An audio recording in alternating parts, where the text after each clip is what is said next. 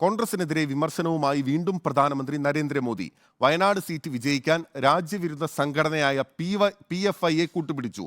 ഛത്രപതി ശിവജി അടക്കമുള്ള ഇന്ത്യയിലെ രാജാക്കന്മാരെ സ്വേച്ഛാധിപതികൾ എന്ന് അധിക്ഷേപിച്ചു. ക്ഷേത്രങ്ങൾ തകർത്ത ഔറംഗസേബിന്റെ അതിക്രമങ്ങൾ കോൺഗ്രസിന് ഓർമ്മയില്ലെന്നും പ്രധാനമന്ത്രി കുറ്റപ്പെടുത്തി.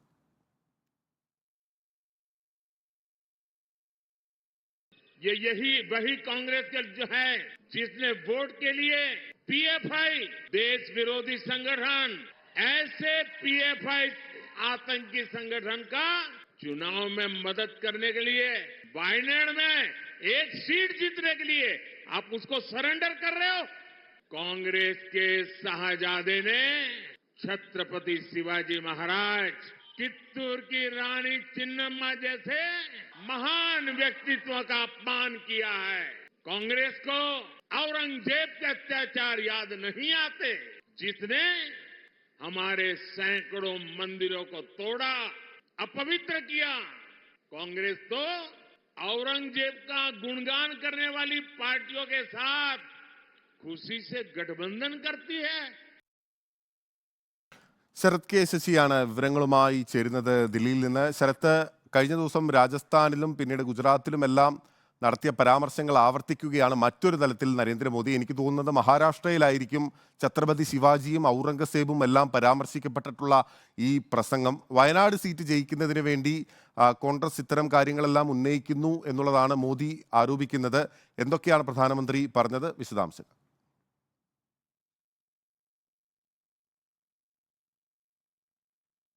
പിന്നിൽ മഹാരാഷ്ട്രയിലല്ല, ഉത്തര കന്നഡയിലെ ബെൽഗാവിയിലായിരുന്നു പ്രധാനമന്ത്രിയുടെ തെരഞ്ഞെടുപ്പ് റാലി. അവിടെയായിരുന്നു കോൺഗ്രസിനെതിരായ കടുത്ത വിമർശനം പ്രധാനമന്ത്രി ഇന്ന് ഉന്നയിച്ചത്. അതിലേറ്റവും ശ്രദ്ധേയം വയനാടുമായി ബന്ധപ്പെട്ട് കോൺഗ്രസിനെതിരെ പ്രധാനമന്ത്രി വീണ്ടും ആരോപണം ഉന്നയിക്കുന്നു എന്നുള്ളതാണ്. വയനാട് പോലെ ഒരു ലോക്സഭാ സീറ്റ് വിജയിക്കുന്നതിന് വേണ്ടി രാജ്യവിരുദ്ധ പ്രവർത്തനങ്ങളിൽ ഏർപ്പെട്ട പോപ്പുലർ ഫ്രണ്ട് ഓഫ് ഇന്ത്യയുടെ സഹായം തേടുകയാണ് കോൺഗ്രസ് ചെയ്തത് എന്നതാണ് പ്രധാനമന്ത്രി ഉന്നയിക്കുന്ന പ്രധാനപ്പെട്ട വിമർശനം. രാജ്യവിരുദ്ധ പ്രവർത്തനത്തിന്റെ പേരിൽ പോപ്പുലർ ഫ്രണ്ട് ഓഫ് ഇന്ത്യ നിരോധിക്കപ്പെട്ട സംഘടനയാണ്. അങ്ങനെയുള്ള സംഘടനയുടെ വോട്ട് സഹായം കോൺഗ്രസ് തേടി.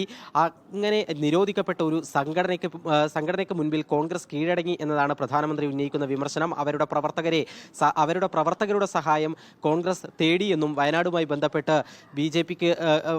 ബന്ധപ്പെട്ട് പ്രധാനമന്ത്രി നരേന്ദ്രമോദി ചൂണ്ടിക്കാണിക്കുകയും ചെയ്തു. കോൺഗ്രസ് നേതാവ് രാഹുൽ ഗാന്ധി നടത്തിയ ഒരു പ്രസ്താവന, അതും കോൺഗ്രസിനെതിരെ ആയുധമാക്കിയിരിക്കുകയാണ് BJP.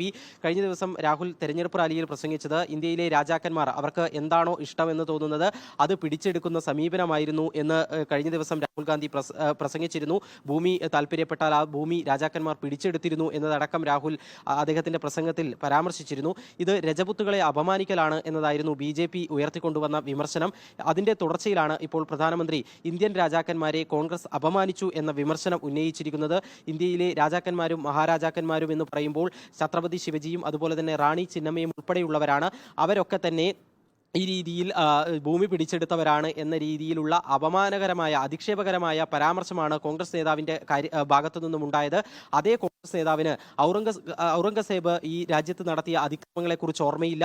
രാജ്യത്തെ ക്ഷേത്രങ്ങൾ തകർത്തു, അതുപോലെ തന്നെ അതിന്റെ പവിത്രത ഇല്ലാതാക്കി. ഇതൊന്നും കോൺഗ്രസിന് ഓർമ്മയില്ല.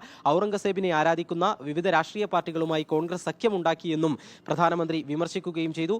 ഏതായാലും നിലവിലെ സാഹചര്യത്തിൽ ഈ ഹിന്ദു വോട്ടുകളുടെ ഏകീകരണം ലക്ഷ്യമാക്കിക്കൊണ്ട് ചരിത്രം, അതുപോലെ തന്നെ നിലവിലെ സംഭവവികാസങ്ങൾ, അവയൊക്കെ തന്നെ പ്രധാനമന്ത്രിയുടെ തെരഞ്ഞെടുപ്പ് പ്രസംഗങ്ങളിൽ ആവർത്തിച്ച് കടന്നു വരികയാണ്.